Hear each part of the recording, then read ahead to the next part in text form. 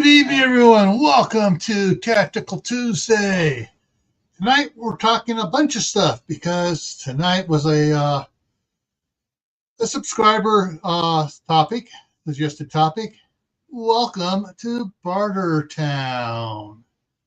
And let me do some work here. So, first one coming in to help join me up here is going to be Tammy, Rebel Canners. And Market Chef Tech, who is the one you can all blame for tonight's topic. Yes. Or cheer for him. Bust a deal, spin the wheel. All right, My favorite one in all movies. Got even more people coming in here, so let me go up there and say hello to everybody personally here. And, of course, Tammy is, for those coming in on Tammy's side, all right, first one in here was Phelan Klein Wolf, then Troop 1351. Walt Rogers, Shady Hill Homestead, Tammy popped in, the Mark popped in, Lewis, it's the Marshmallow Man, has been a channel member for about a year, and as you can see the banner going across talking about that right now. Let's see, Scott Hummer accepted one, was one of the ones that got a free 30-day membership, and if you like, it gives him the opportunity to go back and look at all the member-only videos. It's in a playlist, and let's see what else we got down here. Nemesis Enforcer came in. Greeting, he says hello everyone from the Tex-Mex border. Geeky Gardens is here from Florida. Utah Mike is here. Diana 2 is here. All right, Shady Hill Homesteads double dipping. They're on both sides now. Tammy and Sandy Bomar is in on your side as well. Thank you. Here comes Lewis. Hey. Oh, and Lisa Copeland came in on your side there, Tammy. Oh, awesome. Thank you. Yeah. All right. Tonight's topic, before we delve into it, I got a little presentation first about border towns or barter. Barter. Oh, that was an ugly freeze. Fort towns, rob towns, whatever you want to call them. So let's. That was the ugliest freeze I've ever seen out of you. Yeah. Well, the ugliest one was like, and for about 5 minutes, everybody's going, "What's going on?" And it just took forever for it to come back. Of course, there were all these laughing faces in the side chat. Yeah. All right, so let's go over here. And you know what surprises me?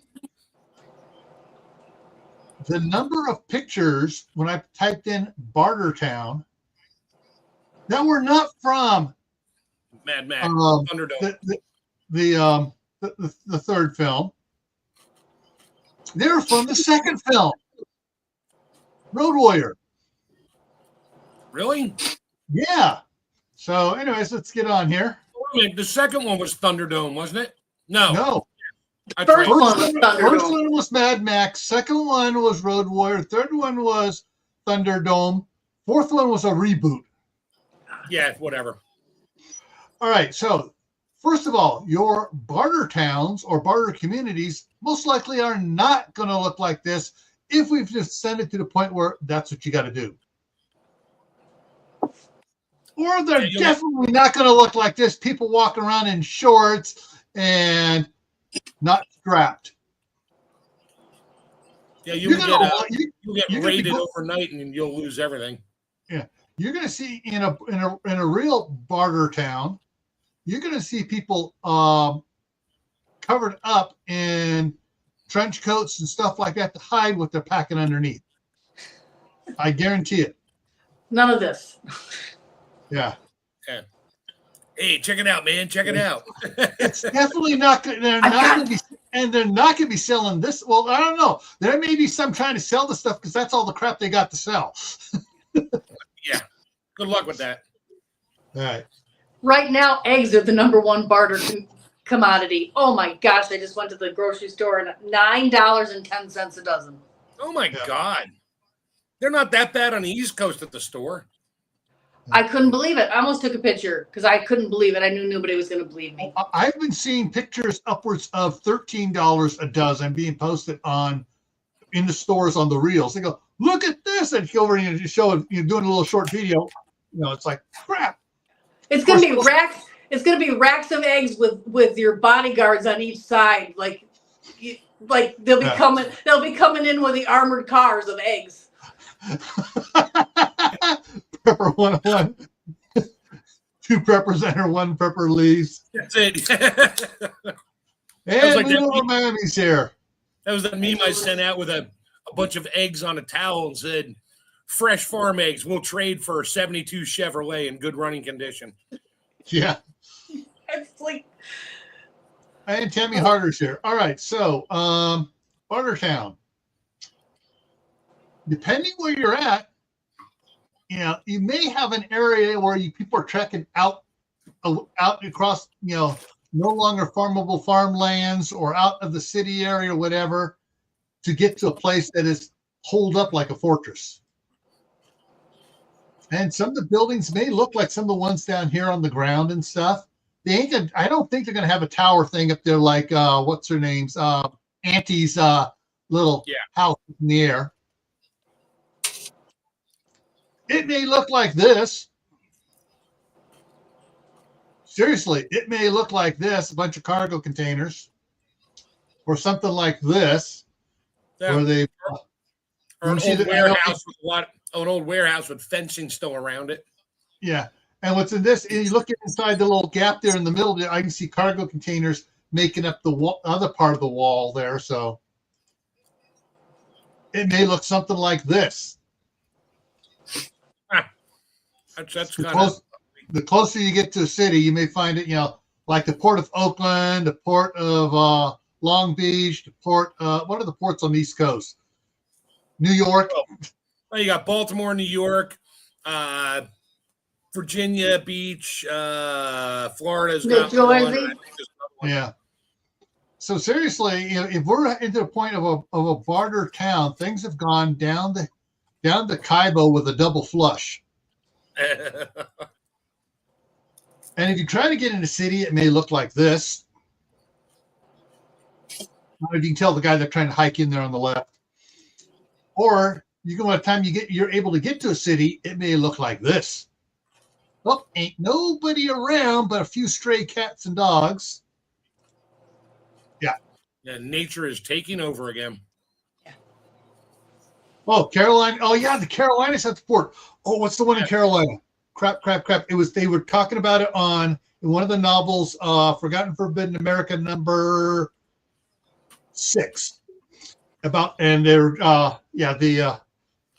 There were, it was about giving you into spoilers. They were trying to ship a bunch of stuff in, and the rebel patriots go, and they went and got on board the car ship that was offloading tanks and other stuff. And anyways, yeah. Charleston, yes, it was Charleston. Yes, thank you, Diana. Okay, yeah, I was gonna say like back in the 1700s, it was Jamestown, Virginia, Charleston, South Carolina, New Orleans. Yeah, those that were the Jamestown big. worked out for him. We'll never Not know. very well. Jamestown did not work out well at all, but I've been there and I can see why. Now, I'm just making sure I didn't have any other pictures here farther along. No, I didn't. Okay. All right. So I can just go ahead and drop that down because I'm not going to bring that up anymore. All right. In doing Josh just came in on your side there, Tammy. Hi. Long time no see. Yeah. If you're in a situation where you're heading to a barter town,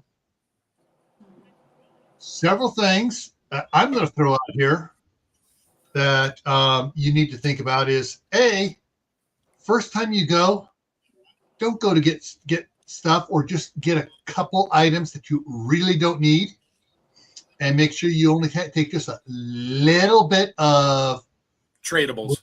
whatever people are trading, if they are doing gold coins or taking gold coins and clipping pieces off of it and weighing it out, doing that sort of stuff. There's, you need to do some outside reconnaissance first. Hey, what's going on here? Find out from people. Okay, what do you have to? Are they trading coins? Is somebody still accepting paper bills? Is it gold ingots? Is it silver? Is it platinum? Is silverware, real silverware a tradable, barterable item?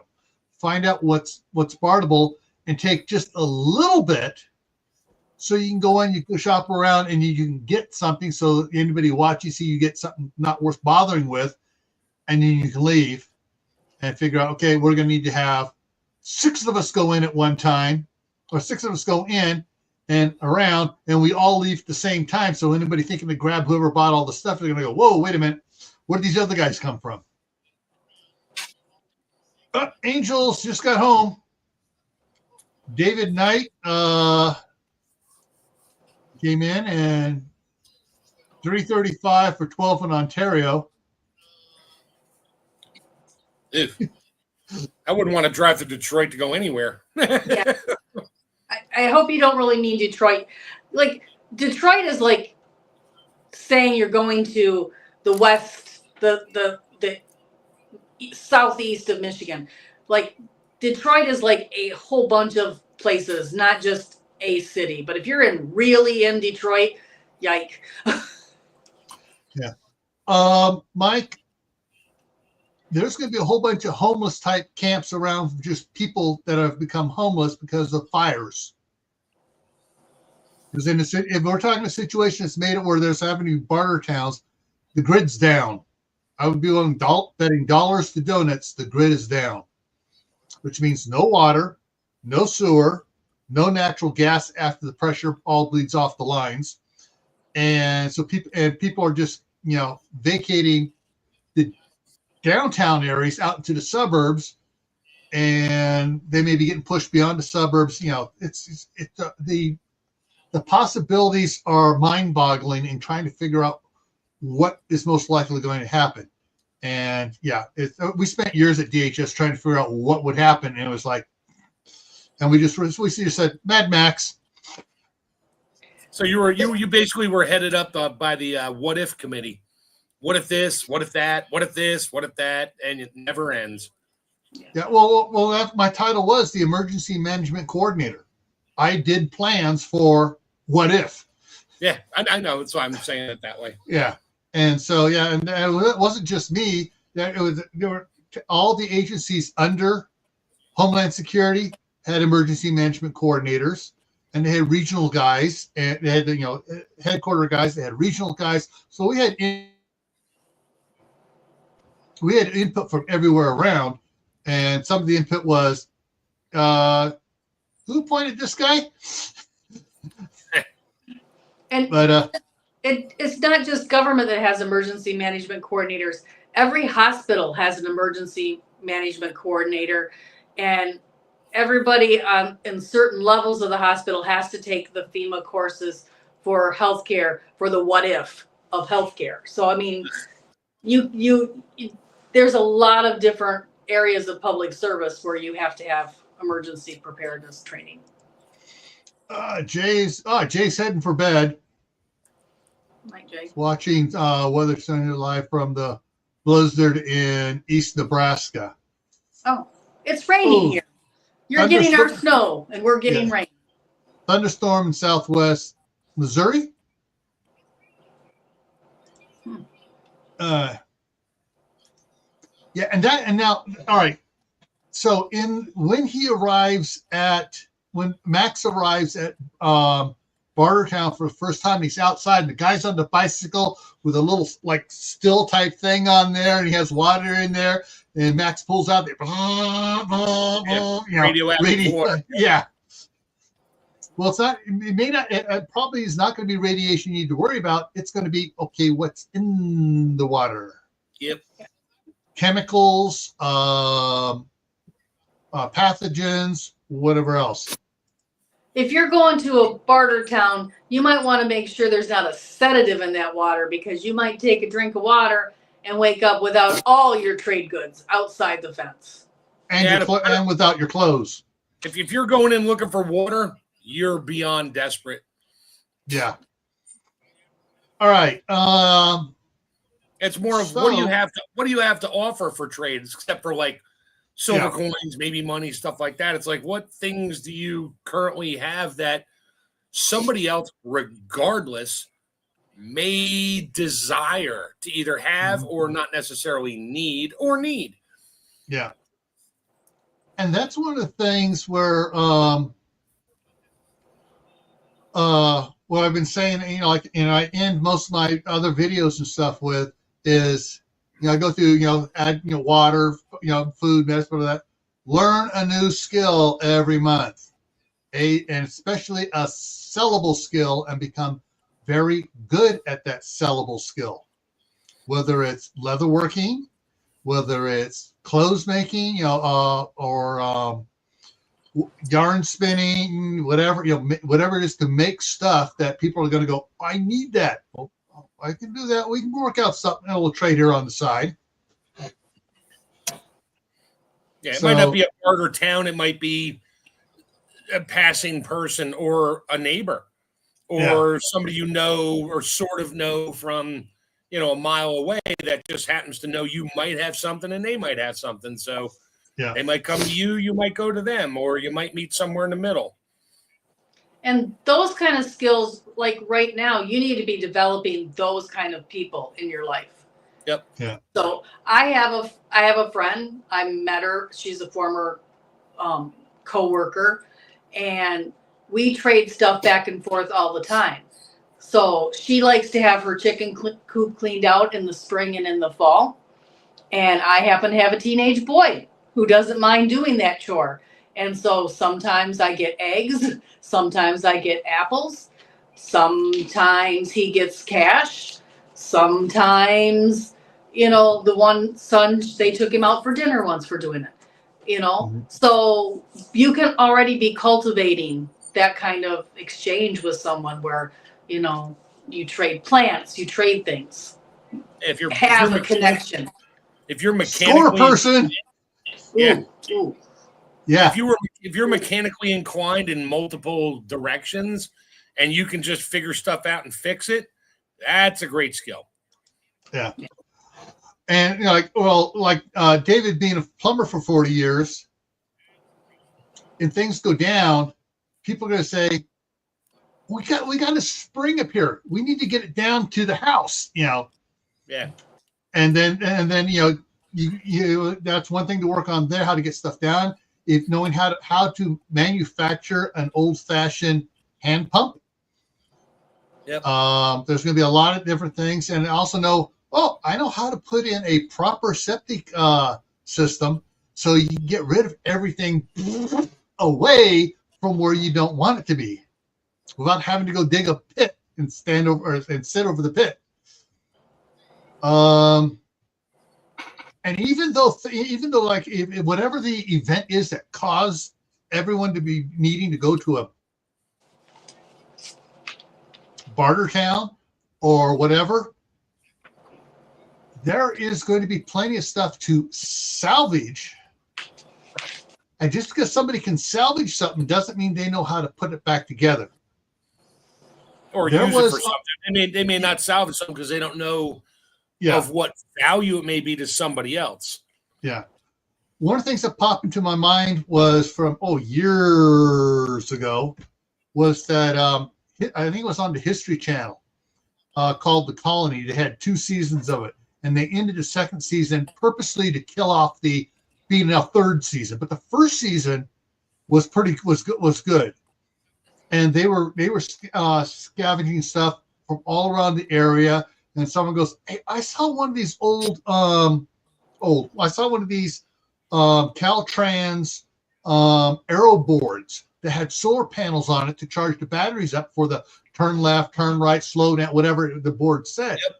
There's solar panels and batteries, and they all trucked out there. They got it, and they drug it back in, and they disassembled it and built stuff. well, so they had a little bit of power. And so even though the grid's down, if you have smart people around with different skills, it's like, hey, we can put our own little mini grid together. Yeah. And maybe at a Barter Town, you meet somebody that's an electrician. You meet somebody that does welding or knows how to fabricate stuff.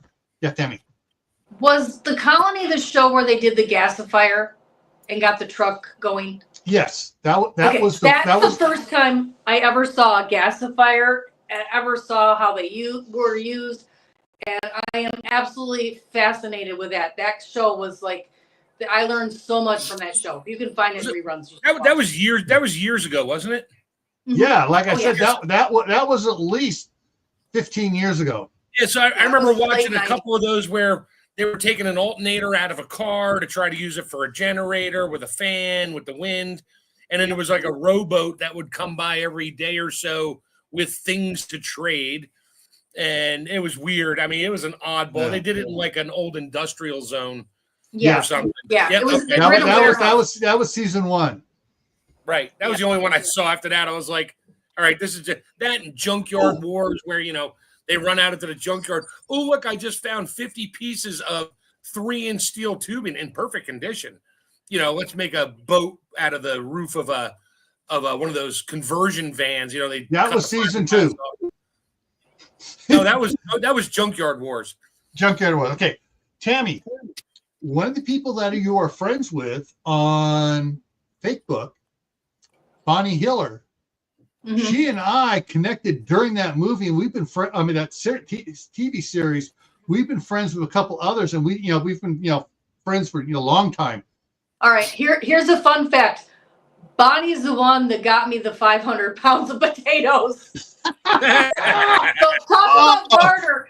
Like Bonnie, one day, I love Bonnie, and we barter together a lot. I haven't seen her; she's gone a lot now, but.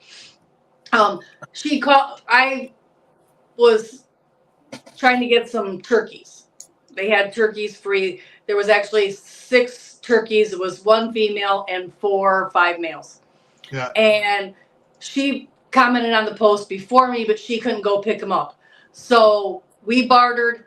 I picked them up. I drove them way past my house to her house, half of them. I kept half of them. She got the hen. And then she gave me some turkey eggs. So, there's all sorts of ways you can barter. And, Bonnie is a great friend and a great person to barter. Develop your barter skills now. Yes. Yeah, find your connections and things, or just your skills. Yeah. So after all the people have raided the grocery stores and stolen everything and anything they can, and there's literally nothing left, not even sharp shopping cart wheels, I'm going after the glass doors in the freezer section for a greenhouse.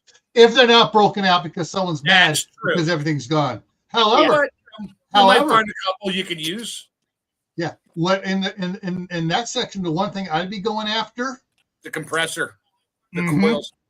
The compressors and coils and stuff, because hey, you get enough people on bicycles all chained together. I mean, you can generate power and stuff. You can create an ice box, a walk-in ice box, and get it cold, and then it can stay cold for it till the next day. And you do it again. But yeah, you better have a lot of food to feed that energy supply of people on bicycles. Yeah. Well, that's the kids. That's the kids. They're walking thermonuclear powers anyway. Yeah. And Mother's Garden Club made it in. KP Heathen made it in. Yeah, fuel's an issue. Just remember, diesels can run on oil. Yeah. As long as you get it hot enough, transmission fluid, the oils inside condenser units for air conditioning, it's PAG oil. It'll burn. You can burn anything. Yeah. My neighbor kid, next door neighbor boy, he created a biodiesel car. Yeah. And he was you gotta oil. You gotta render down or do something with the used cooking oil.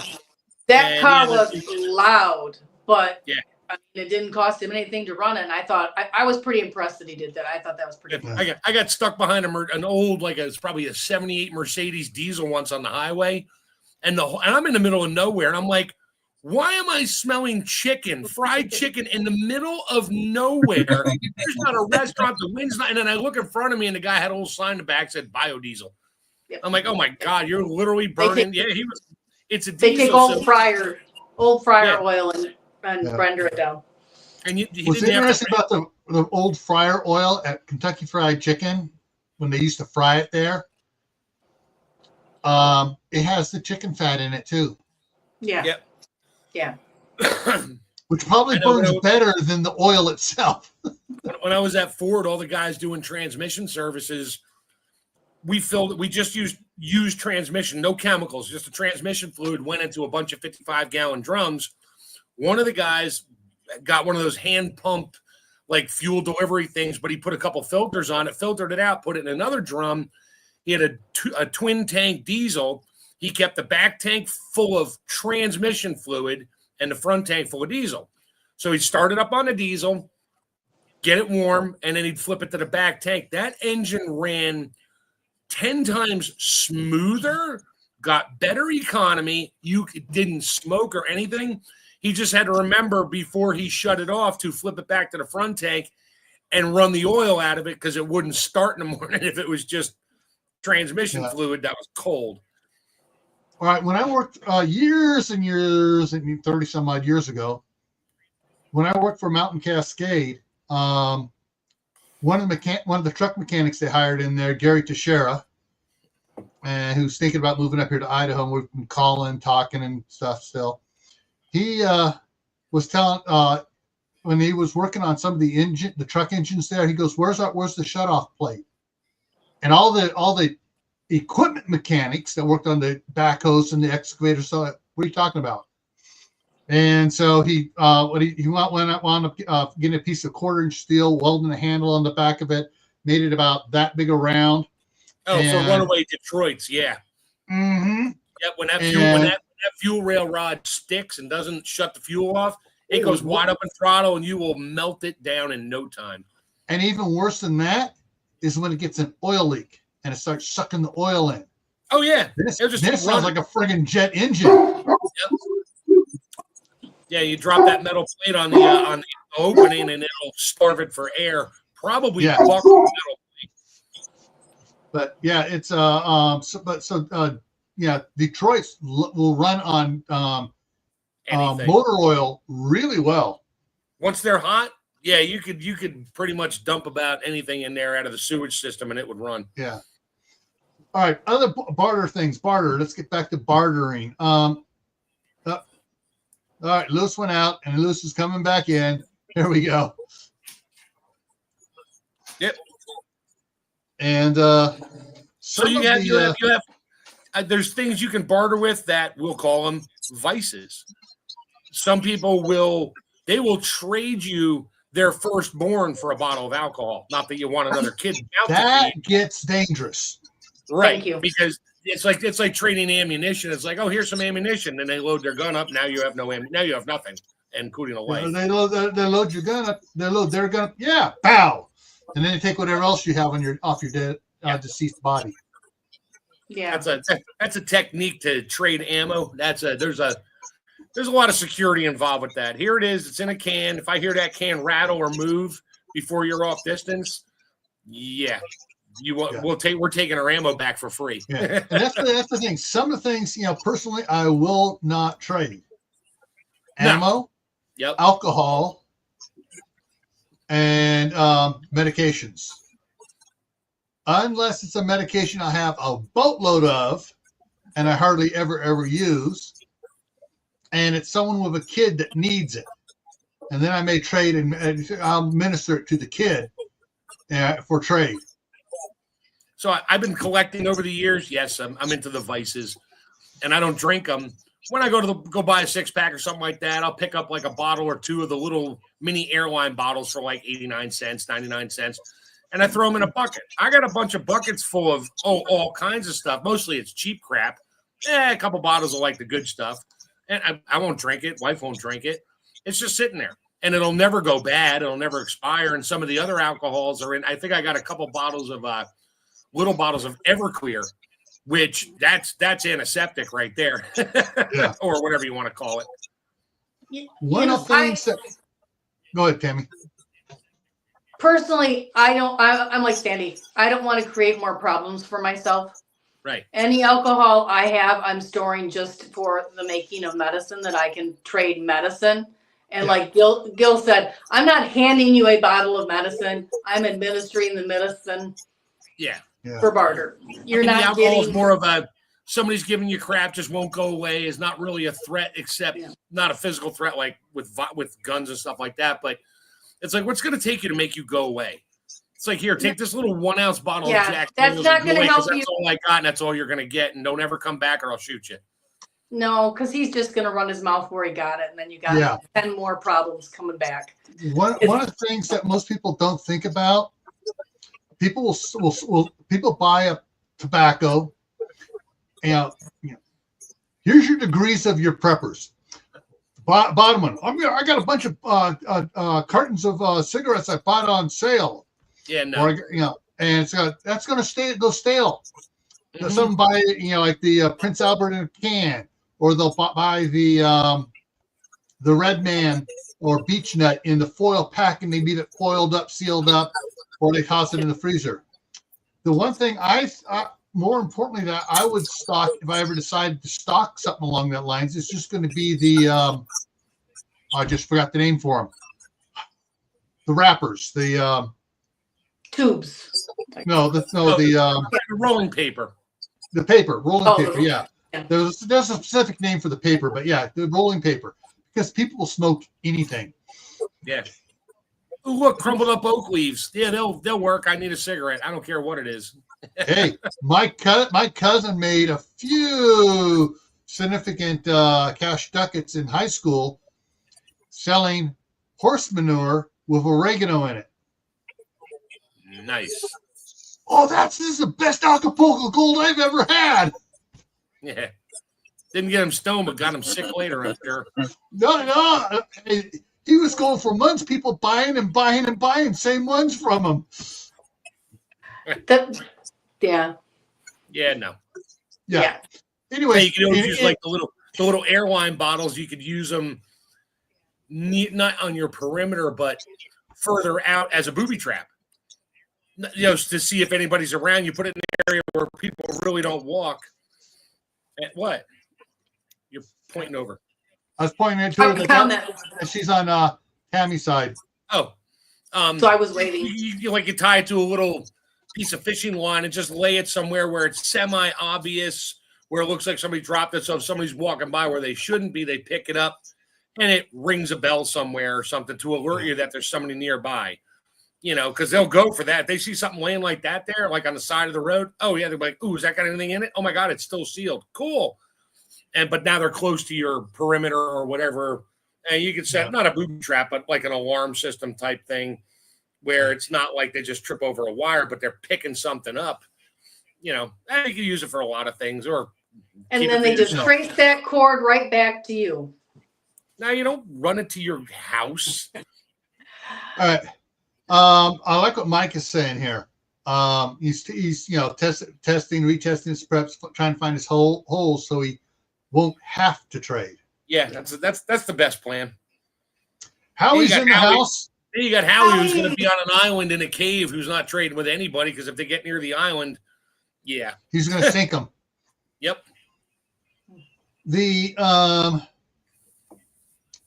when you're dealing about trading too, it's got to be something I'm not going to say something you really need, but if you're trading, remember it's nothing even if you desperately need it, it's not something you really need to put yourself at risk. Right. Yeah. And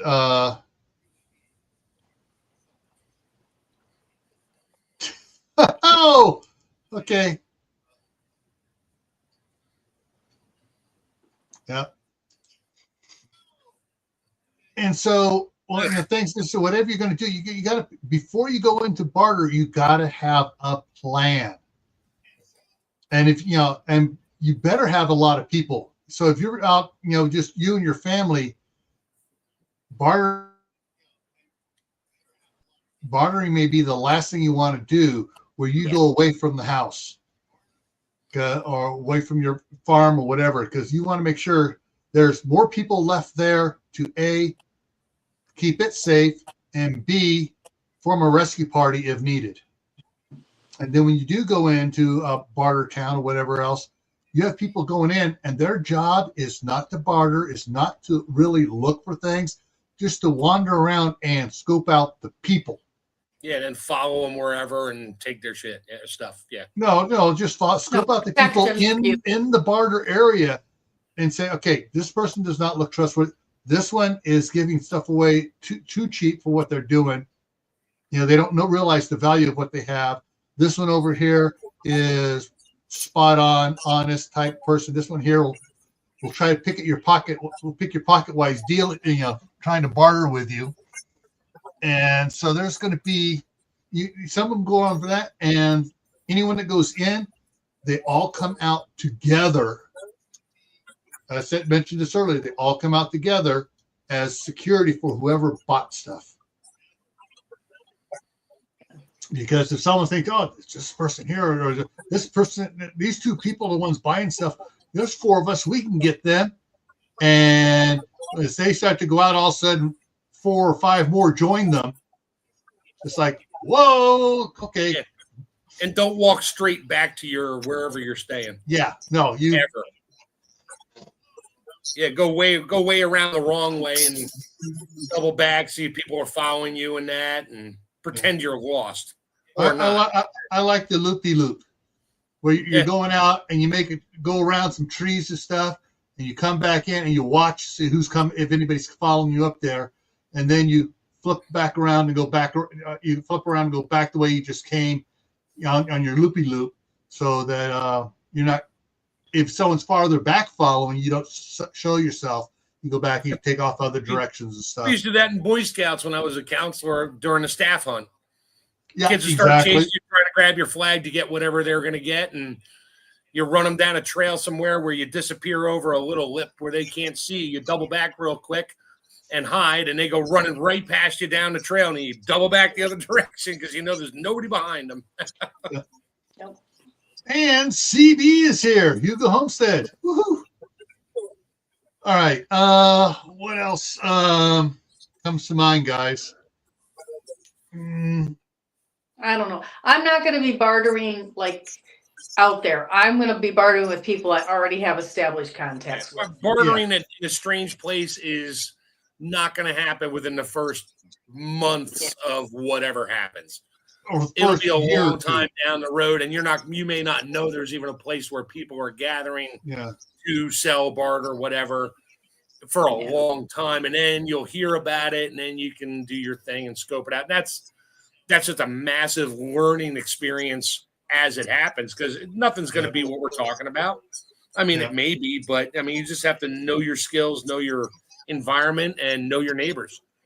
Yeah. I mean, it's like here. I think there's going to be I think there's going to be 2 or 3 types of people that you can barter with, other than the ones that you can trust and the ones you can't trust.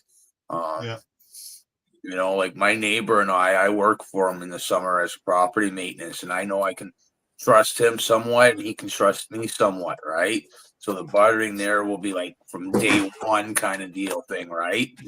But say I'm in a little village of like say 100 people, but the next village over of 100 people might wait a while to really do something with me, like in the bartering sense, so that they can trust me and I can trust them. Howie, I thought we were friends, and you're going to add 25%. Yeah. And Tammy's really right on this one here. People who are desperate and hungry can become dangerous if nobody will barter with them. Yeah, that would be more in the beginning of Tawaki or Crap at the Fan, you know, because they had nothing to begin with, so they got nothing. You know, for someone who has nothing to gain, they got nothing, or nothing to lose, and they got nothing, so they don't care. They'll do anything. And the things they think are valuable are not valuable because I'm sorry, that 120-inch flat screen. I just don't want it. I'm not interested in their Nikes either. Yeah. Exactly. Or their Adidas or their pants that hang down around their ankles. Your Air Jordans really aren't worth anything. You might just want to wear them because that's all you got, buddy. Yeah.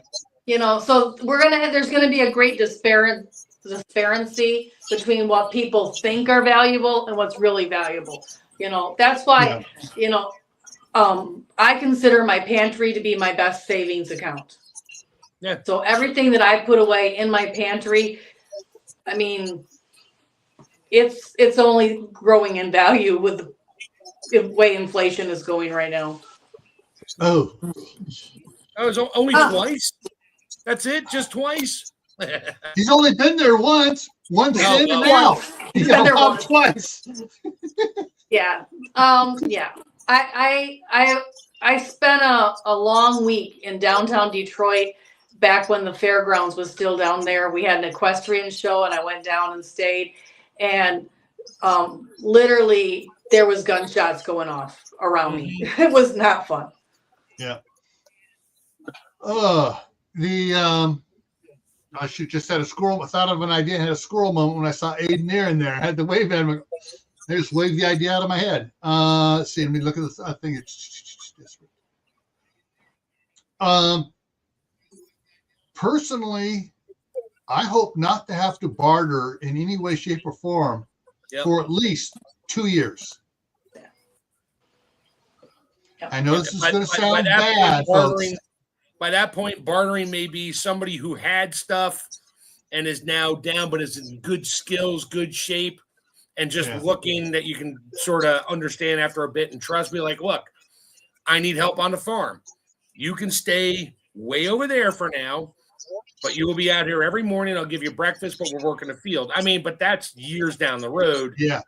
And that's a trust issue, and that's going to be a hard thing because people are going to do anything to get something. Here's the hard part.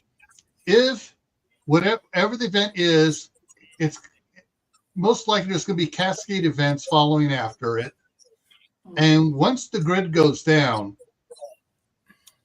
the winter following the grid going down, by the time that the spring arrives, the U.S. population will be less than 10% of what it was beforehand. Yeah, and then as the spring thaw comes, so does the odor and smell. Yeah, but so the main problem, of course, is going to be cities, a little bit less out in the country, and then in between, it's going to be stuff. But those that have, if you're talking about someone coming to work on the farm or on your land, a single person, very leery of. Mm-hmm. A mother, a father, and 3 or 4 little kids, or 2 little kids, maybe more, because they're if the kids aren't afraid of the adults at all, because that's a whole other aspect here. Yeah. But if they're really clinging and talking and stuff, and you can tell usually by looking at it that the kids are the kids. Then, and if the mother is being very protective of the kids, stay close, not knowing how you are, that's a better prospect for help working the land. And so because they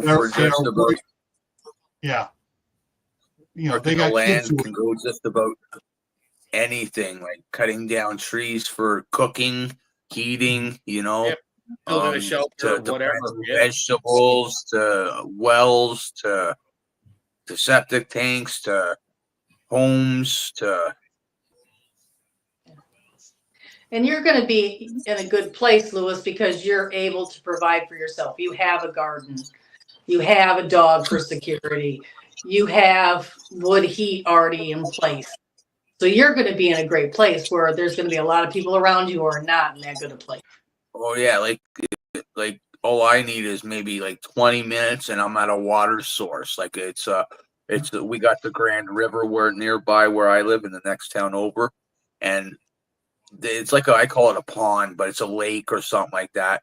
But it's a reservoir for the Grand River where it gets up too high. It goes into this reservoir, and when the river goes down, the reservoir goes down, and got lots of wood around. It's like an overflow lake.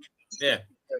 Yeah, and so like there's always water in it, and got trees and everything, And you have what? How long is your growing season again? 3 weeks? Yeah, something like that. Something like that. Sorry. Yeah. One of the things also to consider if you are going to a Barter Town, freaking froze again. The just like in Mad Max Beyond Thunderdome, everybody coming in had to turn over all their weapons. They checked them in, and they got them when they checked out and stuff.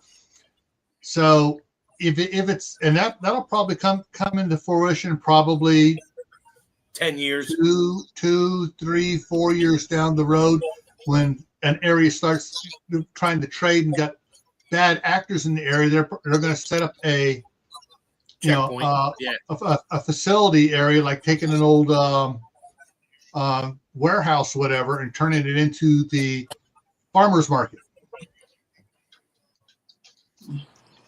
But there's like that. I can see that happening, but for the first little while, I think it might be chaotic with the guns. Oh, it'll be total chaos for at least a year or two, depending on your climate and what type of environment you live in: city, suburbia, county, or farmland.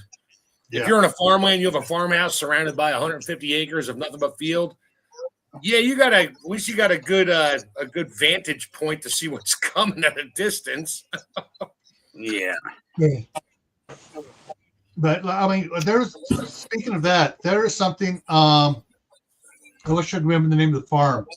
They've been put up reels, and they got the main farmhouse, and then the garage is in front, and off the garage are 2 other farmhouses, and then they built their own cul-de-sac, and there's 2 other farmhouses out there, and they got more open spaces for next generations and stuff. Right. And it is a family farm, and they call it the something or other compound. The Hershey farm compound, or the McDougal farm compound, or whatever.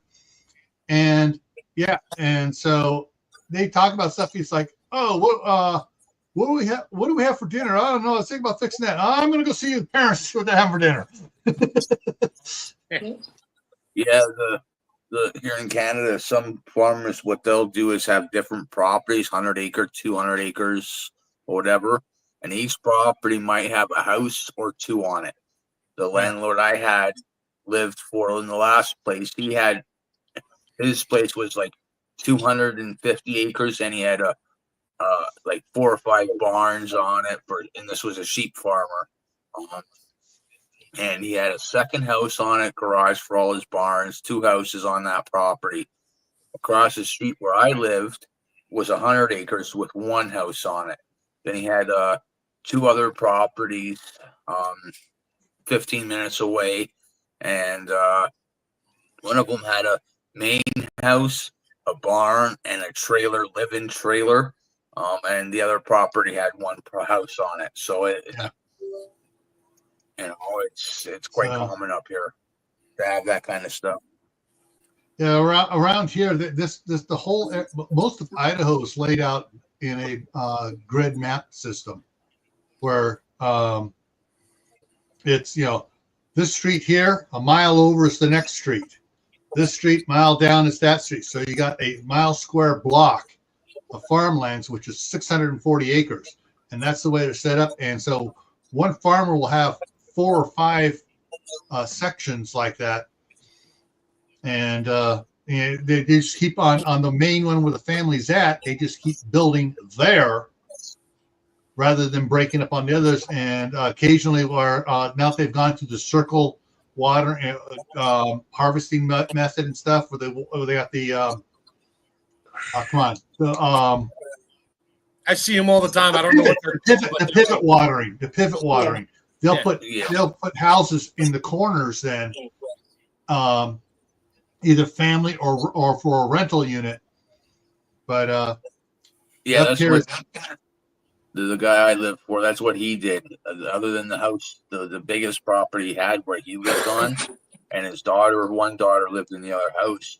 I rented the place across the street. The other two properties 15 minutes away, he rented the trailer and the two houses. Yeah. Just to pay the property taxes, right? yeah. See if I can find the good sections here. Because whatever, like he had about 1,000 head of sheep, and that's a lot. And That's a lot of here sheep. in Canada. Jeez. Yeah, for here in Canada, right? That he had about 500 acres or something like that, you know, and so that's a lot here in Canada. And they paid for pretty much everything, right? And he kept all the sheep on that main property, and then the other properties were just crops for him to sell. Yeah, because he was selling crops and the lambs. You see the circles here and stuff. So I'm going to zoom in here, and look, there's the house on the circle, or two houses on the corner. There's one there, and depending on how the creeks and the hills run, they, some are less and stuff. And some of them out here, there's no houses on them because that's all owned by one person, and they probably live over here somewhere. So, but yeah, if you can, and I thought this was the greatest idea, was done in a book. The farmer was looking to get some help on retiring old, no kids, getting up in his late 50s, early 60s, wanting to get help out there, and was of a prepper mindset himself. Somehow put out that, hey, I got property here for preppers, do a background check and stuff. You have to spend at least, 1 weekend a month and 1 week or 2 weeks during the summer out here, helping out as part of the payment. But you get deeded a half-acre little plot here that you can only sell back to me. Yeah, but you can grow what you want, just not marijuana. Yeah. Yeah, and you come out here, and they wound up with several families out there and stuff, and they when things went, everybody just, all right, we're out of the city, we're heading up there to the farm, and they all just went up to the farm, and they've been working out there for years, doing stuff, doing infrastructure, and they built found a creek up there, and they all pooled some money together, and they put in a hydroelectric there, so they had power no matter what.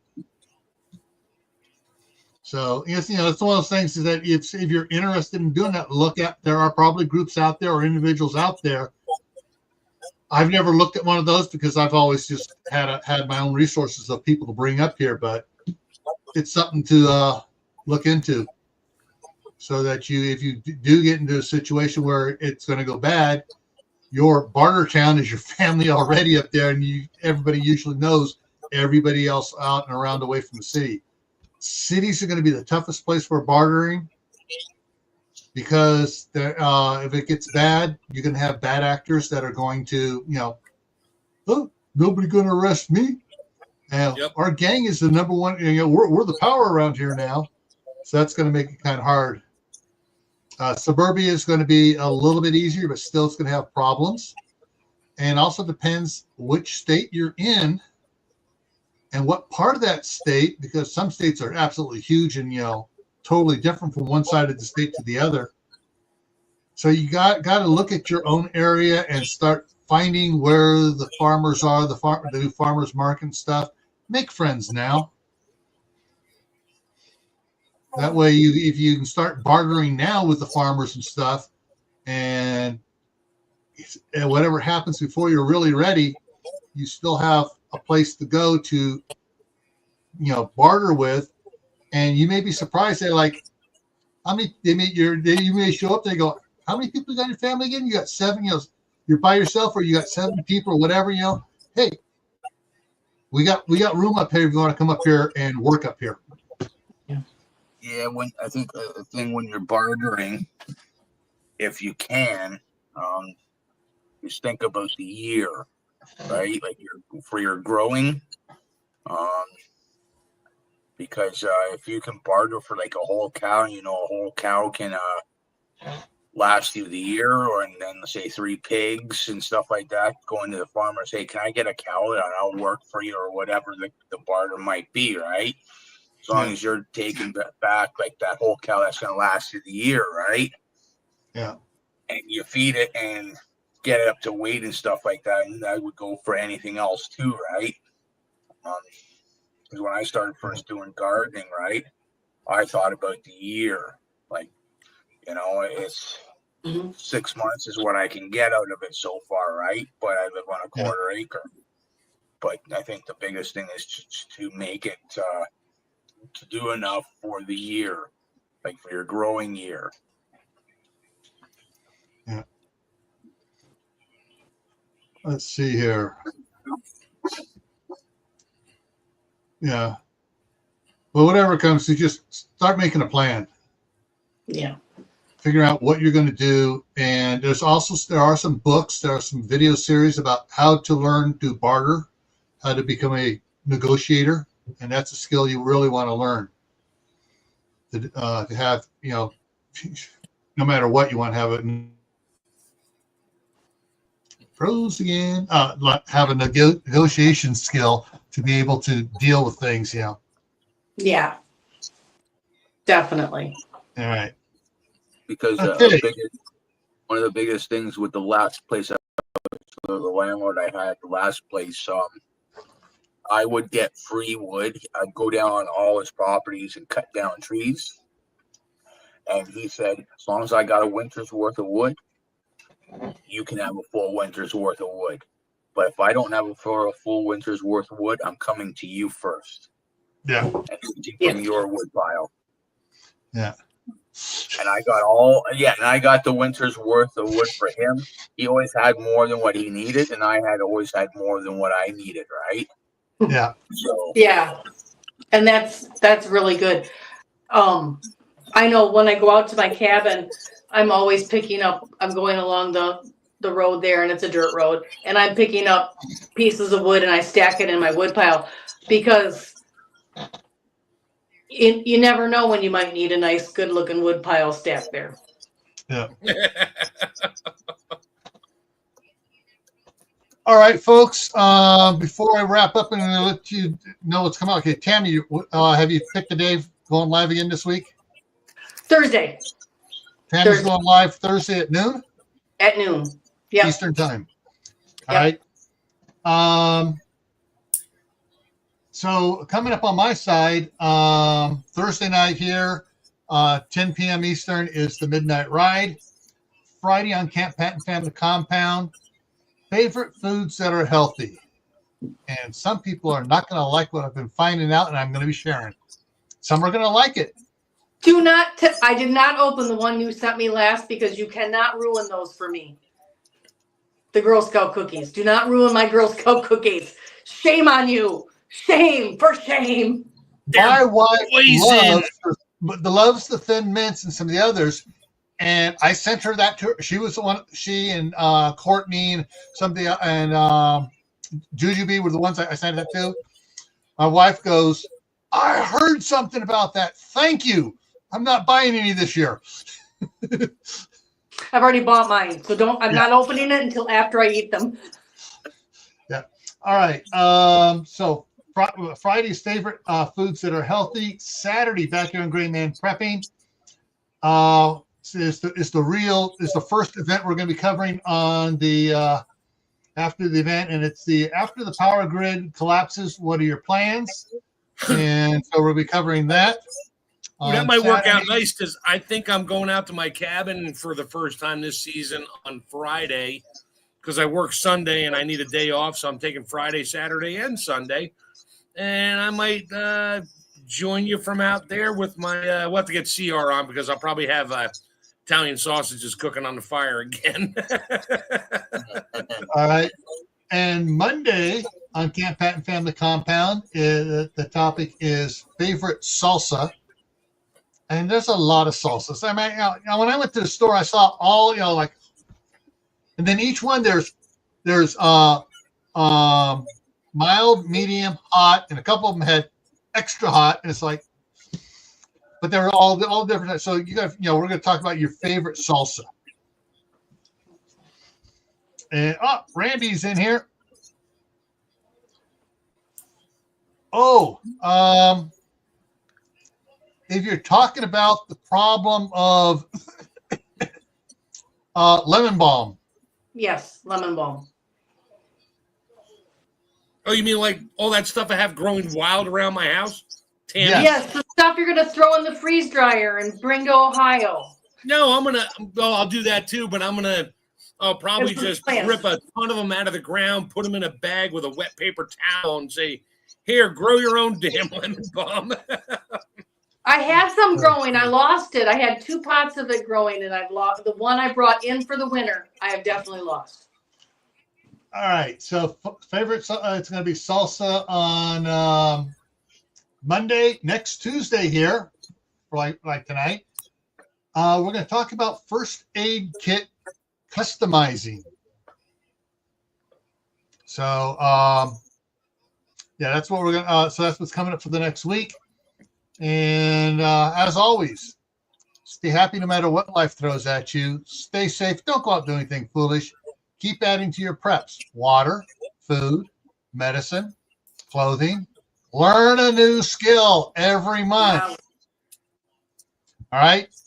And grow something indoors because it's not quite summer. Well, Jack's growing stuff outdoors already down there in Florida.